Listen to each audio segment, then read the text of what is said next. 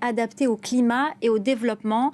Mais pour cela, il faut aussi des compétences, des femmes et des hommes formés aux réalités du terrain et sur le terrain. Des bailleurs de fonds comme la Banque mondiale ou l'Agence française de développement ont décidé de miser sur des enseignements très pointus pour former des experts africains. Reportage au Togo et au Bénin d'Emmanuel Sodji, Cynthia Egron et Raphaël Ntali. Des programmes scientifiques de très haut niveau dans les domaines de l'eau, de l'assainissement et des changements climatiques. Il en existe 5 comme celui-ci en Afrique subsaharienne. Ces futurs ingénieurs sont formés pour apporter des innovations adaptées à l'Afrique. Les premières écoles et les premières universités ont été calquées sur ce qui se faisait en Europe et les premiers étudiants ont été formés au nord. Et une fois revenus dans les différents pays, on se rend compte qu'il y a un décalage. Il fallait que ça soit réfléchi et voir comment arrimer nos universités face aux défis du développement.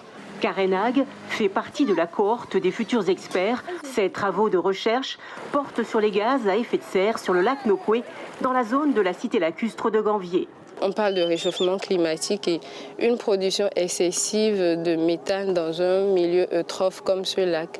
Ça va agir sur le climat. La jeune chercheuse prélève le méthane pris au piège dans des installations prévues à cet effet. Ces recherches sont financées par Wascal, un programme axé sur les changements climatiques bénéficiant de l'appui financier de l'Allemagne.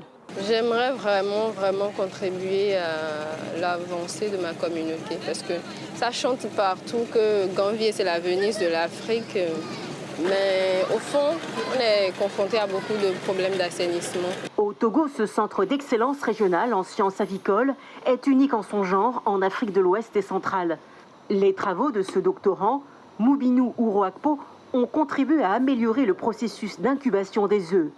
Il a étudié leurs conditions de stockage dans l'industrie avicole. La production de poussins d'un jour a été augmentée et ce qui a fait réduire catégoriquement les importations de poussins d'un jour venant de l'Europe et d'autres pays.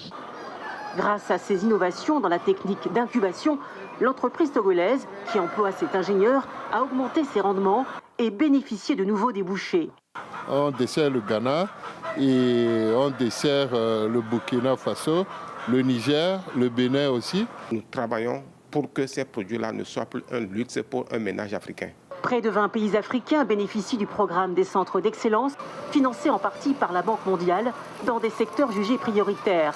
Depuis 3 ans, l'AFD, l'Agence française de développement, participe au cofinancement afin d'étendre ces programmes d'excellence. En 10 ans, ce sont 80 000 étudiants africains, dont un tiers de femmes, qui ont acquis une expérience